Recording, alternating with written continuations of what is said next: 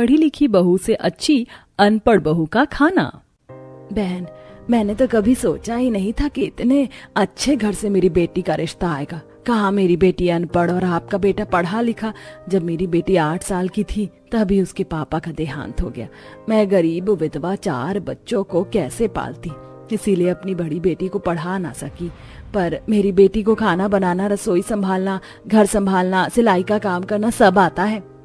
बहन दुखी क्यों होती हो? हमें ऐसी बहू चाहिए जो हमारा घर संभाल सके। हमें कौन सा अपनी बहू से काम करवाना है जो हमें पढ़ी लिखी बहू चाहिए। हमें तो बस संस्कारी बहू चाहिए। और मुझे भी अपनी होने वाली भाभी बहुत पसंद है। मुझे तो बस अब उस दिन का इंतजार है जब मेरी भाभी हमारे घर आएंगी। इस तरह शांति अपने बेटे पवन का रिश्ता सिमरन से करके घर जाती है और जैसे ही पूरा परिवार गाड़ी से उतरता है उसकी पड़ोसन सुमित्रा आकर उससे कहती है, भाई साहब, आपको अपनी होने वाली बहू कैसे लगी? मैंने सुना है कि लड़की अनपढ़ है। अब भला आप पढ़े लिखे बेटे की शादी उस अनपढ़ से तो नहीं करवाने वाले? अरे क्यों बहन, अगर लड़की अनपढ़ है तो क्या उसकी शादी नहीं होगी? हमें तो लड़की बहुत पसंद आई है और हमने रिश्ता भी तय कर दिया है। अगले ही महीने मेरे पवन की शादी है। विनोद की बात सुनकर सुमित्रा को बड़ी हैरानी होती है और विनोद अपने पूरे परिवार के साथ अंदर चला जाता है।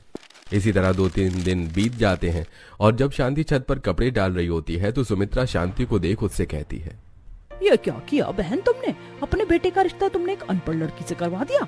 अब बताओ, वो गांव की अनपढ़ लड़की कैसे तुम्हारा घर संभालेगी? वो तो अच्छा खाना बनाना भी नहीं जानती होगी। उसे तो बस वही दाल चावल रोटी सब्जी आता होगा बनाना, क्योंकि गांव के लोगों ने कभी अच्छा खाना ही नहीं खाया होगा, तो बनाना कहाँ से जानेंगे? ये तुम्हारी गलत फहमी है। वैसे भी हमें हमारे घर के लिए पढ़ी लिखी नहीं, एक होशियार बहू चाहिए जो मेरे घर की रसोई संभाल सके और हमें अच्छा खाना बनाकर खिला सके। और मेरी बहू हर तरह का खाना बनाना जानती है और सिलाई भी जानती है। तुम कुछ भी बोलो बहन, जितने अच्छे से पढ़ी लिखी लड़की घर संभाल सकती है उतने अच्छे से अनपढ़ लड़की नहीं। तुम देखना, मैं अपने बेटे की शादी एक पढ़ी लिखी लड़की से कराऊंगी जो मेरी रसोई भी संभालेगी और हम सबकी हेल्थ का ख्याल भी रखेगी। भला अनपढ़ लड़की को क्या पता कि किसी मरीज को कैसा खाना दिया जाता है।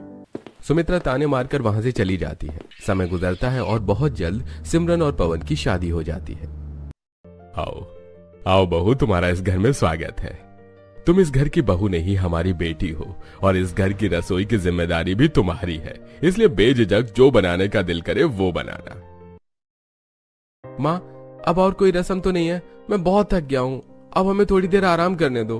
भैया को भाभी से अकेले में बात करने की कितनी जल्दी है। भैया, हम आपका टाइम वेस्ट नहीं करेंगे। वैसे भी कल भाभी की पहली रसोई है, वो भी बहुत थक गई है। भाभी, आप और भैया अब आराम कर लो क्योंकि कल आपको जल्दी उठना है। घर आते ही सिमरन को अपने ससुराल वालों का काफी सारा प्यार मिलता है और वो अगली सुबह जल्दी उठकर रसोई में जाती है, जहाँ काजल और शांति सिमरन से कहती है, बहू, रसोई में पनीर, मटर, सब्जी, चाप, राजमा, छोले सब कुछ रखा। तुम्हें जो आता है तुम वो बनाओ, हम तुम्हें कुछ नहीं बोलेंगे। भाभी, ऐसा खाना बनाना कि सब उंगलियां चाटते रह जाएं। आप सब फिक्र मत कीजिए, मैं आप लोगों को निराश नहीं करूंगी। इस तरह सिमरन खाना बनाने की तैयारी शुरू कर देती है।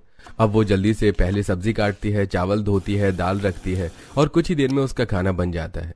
खाने की खुशबू इतनी ज्यादा होती है कि आसपास के मोहल्ले में उसकी खुशबू जाती है। आज किसके घर में 56 भोग बन रहे हैं? क्या गजब की खुशबू आ रही है। अरे भाग्यवान, हमारी जो पड़ोसन है उसके बेटे की शादी हुई है। आज उसकी बहू की पहली रसोई है, शायद उसी के घर से खुशबू आ रही है। जो भी कहो, क्या खुशबू आ रही। लगता है उनकी अनपढ़ बहू खाना बनाना बहुत अच्छे से जानती है। और ये अनपढ़ लोग क्या ही अच्छे से खाना बनाना जानते होंगे। ना उसे फोन चलाना आता है, ना यूट्यूब, ना कोई रेसिपी। बुक पढ़ सकती है नहीं और गांव के अनपढ़ गंवार लोग 56 भोग नहीं खाया करते। सुमित्रा की बातें सुनकर अब कोई कुछ नहीं कहता और चुपचाप सब खाना खाकर काम पर चले जाते हैं। इसी तरह 2 से 3 दिन बीत जाते हैं। अब जब भी सिमरन घर में खाना बनाती तो उसके खाने की खुशबू पूरे मोहल्ले में जाती। ऐसे ही एक दिन शांति, सुमित्रा और पड़ोस की कुछ औरतें गली में सब्जी ले रही होती हैं और शाम के वक्त सिमरन की खिड़की से खाने की खुशबू आती है।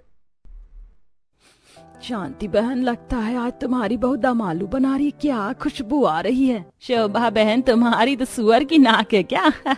बिल्कुल सही पहचाना। आज मेरी बहू भरवा भिंडी, दम आलू, जीरा राइस और गोभी के पराठे बना रही। मेरी बहू भले अनपढ़ है पर रसोई संभालना बहुत अच्छे से जानती है।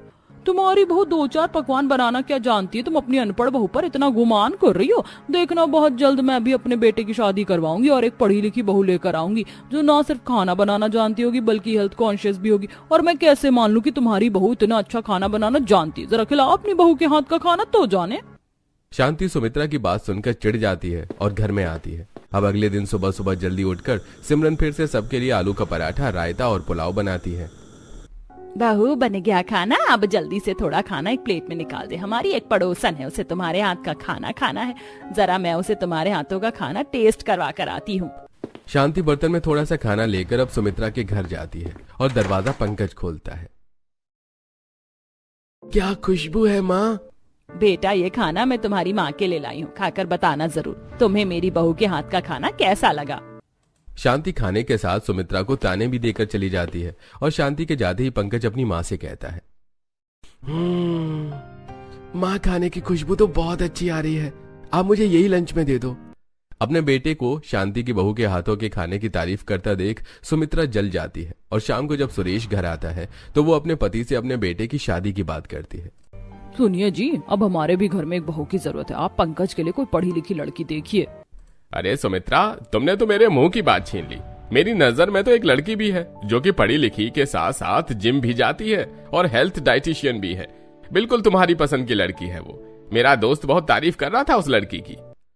इस तरह सुरेश सुमित्रा को एक लड़की के बारे में बताता है। अब समय गुजरता है और सुमित्रा भी पंकज का रिश्ता एक पढ़ी लिखी नेहा नाम की लड़की से तय कर देती है।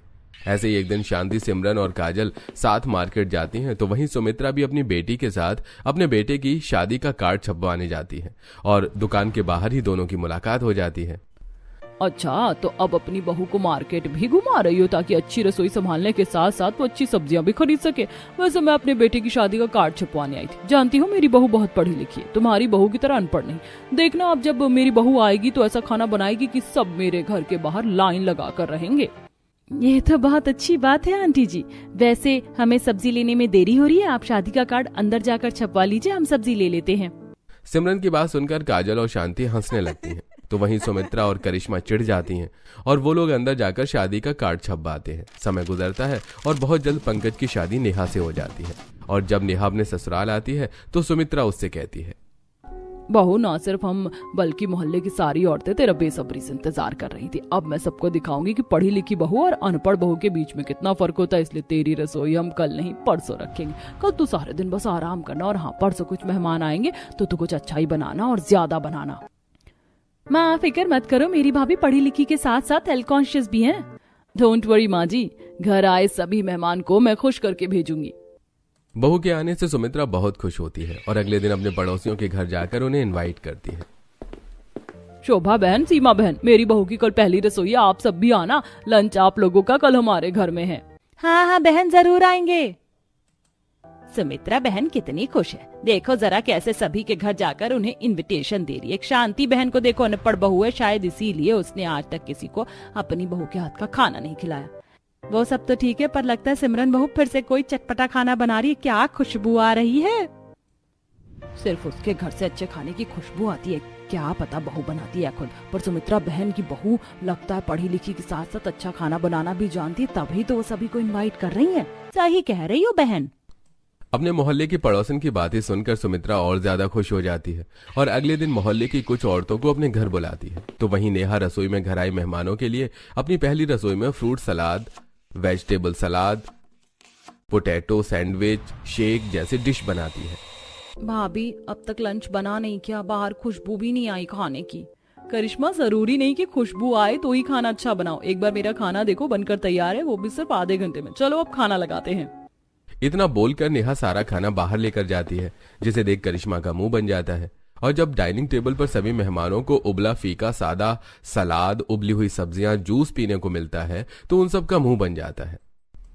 सुमित्रा बहन, तुम तो बड़ा कह रही थी कि तुम्हारी बहू बहुत अच्छा खाना बनाना जानती, पर इसने तो पता नहीं हमें क्या कच्चा पक्का उबला हुआ खाना दे दिया। इससे तो अच्छा हॉस्पिटल का खाना होता है, कम से कम पूरा पका तो होता है। आंटी, लगता है आपके घर में कोई जिम नहीं जाता, इसलिए आपको नहीं पता हेल्दी खाने के बारे में। पर ऐसा खाना खाने से आपका मोटापा नहीं बढ़ता। एक बार आप अपना मोटापा देखिए, इससे शरीर का फैट नहीं बढ़ता, हार्ट बीट भी कंट्रोल रहती है। ये खाना बहुत हेल्दी है। और क्योंकि मेरी सास को बीपी की दिक्कत है, तो उनके लिए तो मैं ऐसा ही खाना प्रेफर करूंगी। अगर वो तेज तेल मसाले वाली चीज खाएंगी तो उनको दिक्कतें हो सकती हैं। मेरी बहू को किसी की नजर ना लगे, देखा इसे कहते पढ़ी लिखी बहू। ऐसा खाना तुम लोगों ने कभी देखा भी नहीं होगा जो आज मेरी बहू की बदौलत खाने को मिल रहा है।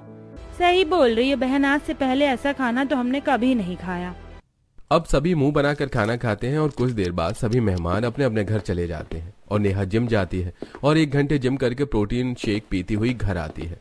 अब अगले दिन जहां सिमरन अपनी रसोई में सोया चाप, चिली मंचूरियन और फ्राइड राइस बना रही होती है, तो वहीं आज भी नेहा खाने में ब्रेड, जैम, उबले हुए चना, चाट और उपमा बनाती है। जहां हमेशा की तरह आज भी सिमरन की रसोई में पूरे मोहल्ले में खुशबू फैल जाती है, तो वहीं नेहा के घर से खाने की खुशबू ही नहीं आती। अरे बहू, आज भी तुम हमें यही फीका सादा उबला हुआ खाना दे रही हो। जिम तुम करती हो, डाइट की जरूरत तुम्हें है। हम बूढ़ों को तो रोटी चावल ही पसंद है, वो भी देसी घी के तड़के के साथ। पापा जी, हेल्थ के लिए ऐसी चीज बिल्कुल अच्छी नहीं है। अब मैं आ गई हूँ ना, मैं रखूंगी आप लोगों के हेल्थ का ख्याल। आपको भी शुगर है, इसलिए चावल तो आपके लिए बिल्कुल भी अच्छा नहीं है। और काजल, तुम्हें अगर हमेशा फिट रहना है तो मेरे साथ सुबह उठकर जिम करो, एक्सरसाइज करो और मेरी तरह इस तरह का फूड खाओ। देख लो माँ, ज्यादा पढ़ी लिखी बहू लाने का अंजाम। वैसे मैं ये खाना नहीं खा सकता क्योंकि आज मेरा खाना ऑफिस की तरफ से है, तो मैं तो चलता हूँ। फिर से उबला हुआ खाना देखकर पंकज बहाने बनाकर ऑफिस चला जाता है और पूरा परिवार मुंह बनाकर वही खाना खाता है। तो वहीं सीमा चीनी लेने के बहाने सिमरन के घर जाती है और खाने की खुशबू सूंघते हुए शांति से कहती है, क्या खुशबू आ रही है। मैं तो तुम्हारी बहू के खाने की खुशबू सुनकर ऐसी दीवानी हो रही है जैसे मोटू समोसे के लिए पागल होता है। हाँ, ये खुशबू। आंटी जी, मेरी बीवी खाना ही इतना अच्छा बनाती है कि हर कोई बस खुशबू खुशबू करता रह जाता है। वैसे आप क्यों कटोरा लेकर आई हैं? अरे, मेरे घर में चीनी चाय पत्ती खत्म हो गई। तुम्हारे अंकल गए लेने के लिए, पर चाय की तलब हो रही, तो सोचा कि थोड़ी सी चीनी चाय पत्ती आकर तुमसे ले लूं। पर अब लग रहा है कि अगर थोड़े से कोफ्ते मुझे भी मिल जाते तो मैं भी तुम्हारे बहू के हाथों का थोड़ा खाना टेस्ट कर पाती। हाँ हाँ, क्यों नहीं, मैं अभी रसोई से लेकर आती हूँ। शांति अब रसोई में जाती है जहाँ सिमरन गोल गोल रोटियां बना रही होती है। अब वो एक कटोरे में चीनी चाय पत्ती और दूसरे कटोरे में थोड़े से कोफ्ते ले जाकर सीमा को थमा देती है। समय गुजरता है और एक दिन सुमित्रा और शांति दोनों ही अपने परिवार के साथ एक ही रेस्टोरेंट में जाते हैं, जहां सिमरन मेन्यू से देखकर chilli potato, pastry, hot dog, croissant, hakka noodles मंगवाती है। तो वहीं नेहा सभी के लिए बादाम से मिल्क शेक और salmon salad wrap, roasted vegetables order करती है। नेहा, तुमने रेस्टोरेंट में भी ये सारी डिश ऑर्डर करी हैं हमारे लिए? हाँ, क्योंकि मुझे आप सबकी हेल्थ की बहुत परवाह है। आप लोग जिम तो जाते नहीं है, ना ही एक्सरसाइज करते हो, ना ही रनिंग, इसलिए आपके खाने का ख्याल तो मुझे ही रखना पड़ेगा। मैं उस शांति को ये दिखा रही थी कि मेरी पढ़ी लिखी बहू ही रसोई संभाल सकती है, पर मेरी पढ़ी लिखी बहू से अच्छी रसोई तो शांति की अनपढ़ बहू संभालती है। माँ जी, ये सब कुछ कितना टेस्टी है ना। आप सबकी पसंद को ध्यान में रखकर मैंने ऑर्डर किया था।